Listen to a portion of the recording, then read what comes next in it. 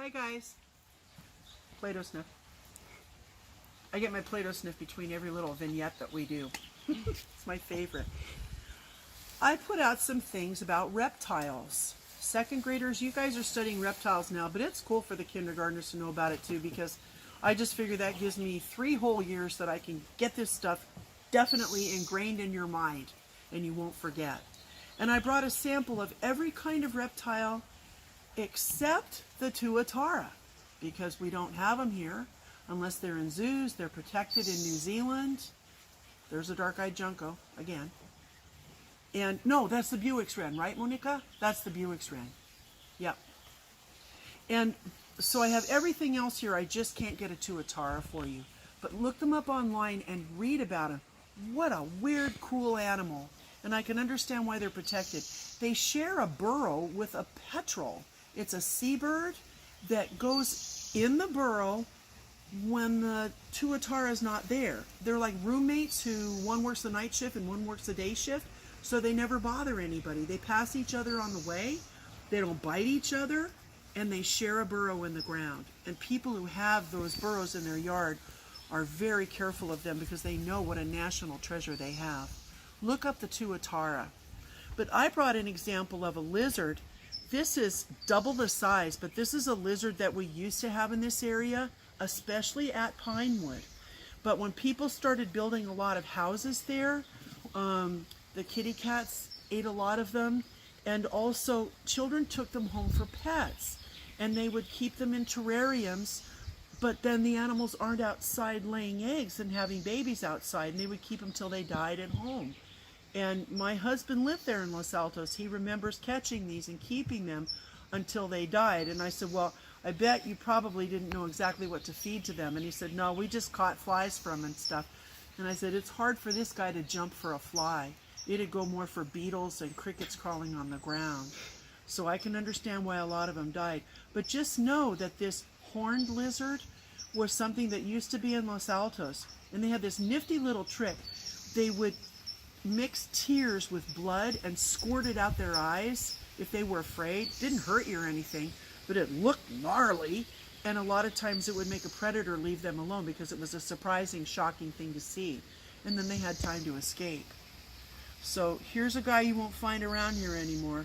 I sure wish I had him in my yard. I'd be honored if they were here.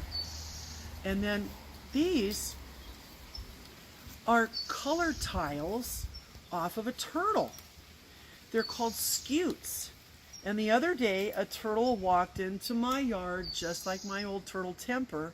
It turned out the neighbors had, the tree guy had left their gate open, and the turtle was out looking for a place to lay eggs, and she knew who to come to. So she came over here. She didn't lay eggs. I got her back to the neighbors in time. But she was peeling her old scutes. This is what colors the turtle's shell. And these peel off the bottom. These came off the plastron. And they also peel off the carapace. And you can like collect a whole thing of them. They feel like little plastic chips. They're really weird. But this came off the bottom of a red-eared slider turtle. That's another kind of reptile. And then this. I did not buy this. This isn't I love it, I hate it. This is something where, you know me, I go walking through the flea market and I talk to people and they have things and I'll say, how much would you like for that? And it's funny, people ask, what are you going to do with it? And I say, I'm a teacher. I'm going to teach the children. Don't buy these things. They killed this animal to make this house decoration. Oh, well, you're a teacher. You just take it. I never beg. I think one parent accused me of begging before. I don't beg for anything. They just want to get rid of this stuff. Maybe their grandparents had it in their house, and so they bring it in case anybody wants it. And that's how we get it. This is a caiman. It's the smallest kind in the crocodilian group of reptiles. That's alligators, crocodiles, those skinny-nosed ones that come from India where the boy has looks like he has a tennis ball shoved under his nose, called a gharial that eats fish. This one's a caiman. It's the smallest crocodilian. The biggest crocodilian I think they've ever measured alive now is 21 or 23 feet. They are saltwater crocodiles in Australia, and they will eat you if you go in the water there.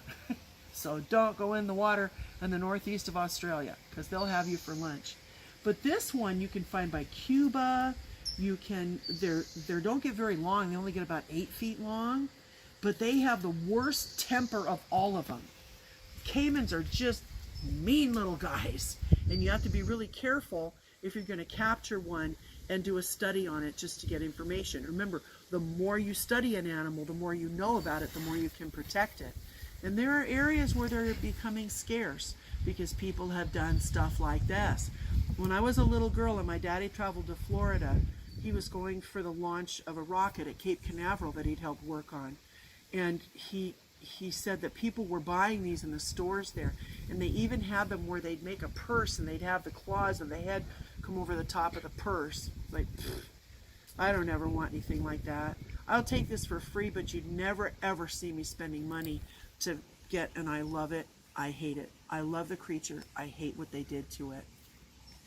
These kinds of animals are very, very important because if there's a drought where they live in a swamp, they will take their really great swimming tails and they will shush out an area in the mud and make a little pool that will hold water that many animals depend on for a drink. So the alligators are best known for doing that. And they can make an ultrasonic sound that makes water dance in beads around them. It's sort of like a growl, and you may not hear it, but they hear it in each other and they feel it in each other's bodies to find each other at mating time. It's a really weird sound, kind of like the deep voice of a blue whale would be. These have a very, very deep voice. This animal has not changed much since prehistoric times. They were 40 feet long then, and they still look like dinosaurs, but they have not changed very much. They can't chew their food. They grab their food and they twist in a death roll, and it's like twisting off some taffy to eat it, and then they eat it that way. In their stomach, there are rocks. They swallow rocks like some birds do and put them in their gizzard, because if they have bones in their tummy from an animal that they've eaten, say a raccoon, they can't chew those bones up, and the rocks bang around in their stomach and break the bones open. And that's how they get their food down. Pretty weird, huh? Hey, even Monica didn't know that. She's like, hey, that's pretty cool. And then I have here the last reptile, the snakes. This one's a wooden snake. You've seen this, I put it on top of my computer. This is a coral snake. And the way that you tell, if there are many other snakes in the world that are yellow, black, and red, but if you look at this one, you say this little poem to yourself I learned in Girl Scouts. Red touches black, friend to Jack. Red touches yellow, kill a fellow. So do you see how the red touches the yellow here? That's a venomous snake. It's rear-fanged. Snakes can have front fangs or rear fangs or both. This is a coral snake. The closest we would get them is at the very bottom of California near Arizona. But you will see them in Arizona and in northern Mexico. It'd be really hard for this thing to bite you. You'd practically have to jam your finger in its mouth and like sit there for a while, because its venom is in the rear and its mouth is so little. Anybody who gets bitten by one of these is foolish. They probably slept on the desert floor under the stars and not hung up their sleeping bag while they went walking during the day. And these guys go in there for shade. And when they go in there and you put your feet down the bottom of the bag, it has all night to bite your little toe. So, I mean, to get bitten by a coral snake, come on, that doesn't have to happen. And it doesn't have to happen with this snake either. My friend ate this rattlesnake. Now, you know that thing where the grown-ups say, it tastes just like chicken? It really does taste just like chicken. He let me taste a little bit of it. This was one big Pacific rattler. Look at that. And look at the tail. It's not like counting tree rings. You can't count the little tiny segments that rattle, and there isn't one for each year. Every time it gets a meal as it's growing when it's a baby, it starts out with one little button, but every time it gets a meal, it grows another button. So if it really hogged out the first year, it could actually have a tail this long the first year. So it's not like tree rings. And it's kind of hard to tell how old they are. This guy was going after my friend's horse because the horse was just walking along. And this is the only snake in the world nice enough to let you know it's there. but the horse was snorting and the rider didn't hear it. And all of a sudden it was rearing up, getting ready to bite the horse. And my friend had to shoot it, but he didn't want to waste its life, so he ate it. His name was Dutch Mapes. He's not alive anymore. If he were still alive, he'd be 102. He's a really nice man, and I miss him a lot. He was a real cowboy. And when I was a ranger, I knew him in New Almaden. So we have the only venomous snake in California, right here in Los Altos Hills, sometimes in the Saratoga Hills, and it's nice enough to let you know. When I go hiking, I make noise. I have a walking stick. I wear jingle bells on my pants. And that way they can feel the vibrations of my noise. They don't hear exactly the way we do, but they can feel the vibrations of my noise. And they don't want to bite you. You're not dinner. They want to get out of the way. The most dangerous one, though, is a baby. If you shock it, they don't know, if they're surprised, they don't know that they're not supposed to give you their whole load of venom. And they'll give you the whole load. I think I talked about this in another one of our videos, that the adult knows just to dry bite you because the fangs hurt bad enough. It's like 2 needles jamming in you. This was a big one. And this is how they hear. I have this tuning fork. They come in different sizes so piano tuners can get the right tone in the piano. And you would bang it on the table and it makes this very strange humming noise. They feel along their jaws a vibration noise, not exactly like our hearing. And that's how they hear. It sounds like a tuning fork. If you were in the classroom, I could bang on this and I could put it by your ear. But hopefully I'll still have a chance to do that. I mean, in the fall, when I hope we get to come back to school. Hey, sorry about this. I forgot this part. This is from my friend's boa constrictor. It took off its old pants. They do that pretty much every time they have a huge meal. They like to get nice clean skin on the outside. Their scales come out all iridescent and pearly and shiny. They're really, really pretty when they molt. They start from their lips like this, and it curls back. And the lizard in that bird nest did it that way too. And they peel off their skin inside out. So what I'm feeling here was touching their body. What's on the inside and here was on the outside. And the snake wants to take it all off in one good long piece. It's easier that way. If they haven't had enough water, sometimes their skin will just flake. And for people who keep them for pets, you can give your snake a nice big pan of warm water and they'll coil up in it and sit there and feel all snuggly and warm, and it helps loosen their skin.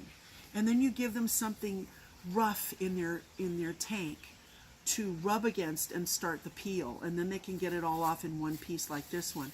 Mine's a little torn because a lot of children have touched this and held it. But that's a big snake. And this, I've had this for about 15 years. That snake's probably 3 times that size now. And I think it's probably even had some babies. So I don't like to get a snake for a pet that gets any bigger than 4 feet long.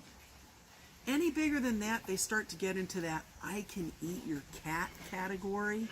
And if they got out into the house, say goodbye to your Chihuahua or your little bitty fluffy white dog that sleeps on the bed like Mrs. Bailey's does. Yeah, it's kind of dangerous. And the thing is nobody wants those snakes when they get too big for your house. Everybody wants to give them to the zoos. And the zoos say, yeah, we'll take them. But most of the time they have to euthanize them. That means give them a shot of medicine that makes them die in their sleep. They feel really bad. And I don't know why stores keep selling these for anybody to be able to buy. A good snake as a pet is a corn snake or a king snake. You can buy those at the store. Or a grass snake or a garter snake. The biggest king snake only gets about that long, and it likes to eat rats and mice that you buy. It's not going to eat your dog. So think about that before you purchase these pets and before you pester your parents about it. Reptiles are hard to keep. They have certain temperature requirements. That means they need it to be a certain temperature, which is warm. And you can't go away and go skiing and leave them at home in a house with the heater off and just a warm light bulb. It takes a lot more than that. When I was younger, sometimes people would leave their pets with me because they knew that my classroom was always heated during the winter time at Pinewood. And I would take their pets and I would babysit them for them if they were going on a vacation, because they knew my room was always temperature controlled and they'd be turning off their heat at home. So be careful what you ask your parents for. My favorite pets for kids are still, don't laugh, a snail. Remember Jackie the snail? Best pet in a jar ever. A betta fish. It's not pronounced beta. That's the letter B in Greek. It's betta, B-E-T-T-A. That makes a wonderful pet for a child now that they know how to give them dry food and you don't have to buy the live tubifex worms anymore and keep them alive in the fridge. Ask if my mom were alive, you could ask her how one time she had red Jello full of tubifex worms. It kind of got dumped over. You keep them in the fridge cool so they don't grow up too fast, and then they spilled into the Jello bowl, and then we had tubifex worms in the Jello. And I was really not on my mom's good list that day. Yeah. And another good pet is a praying mantis. So it's April. Wait until the end of May, and maybe online, or I don't know if the stores will be open then that you can buy them, but get a praying mantis egg case. They're going to come out like really little guys, but by August, September, October, you'll start to see them quite big. And certainly by October, they'll have wings. And don't try to raise them from a baby. There have been some Pinewood students who have done that, and boy, I have to give them an attaboy and attagirl, but it's hard for me. I like to just put them out in the yard, the egg cases, let them hatch, and find them as they get bigger. It's kind of a cool hunt. So give that a try instead, okay? Second graders, remember your reptiles. The lizards, the crocodilians, the snakes, the turtles and tortoises. Here's the scutes. And the one you have to look up on your own, Tuatara.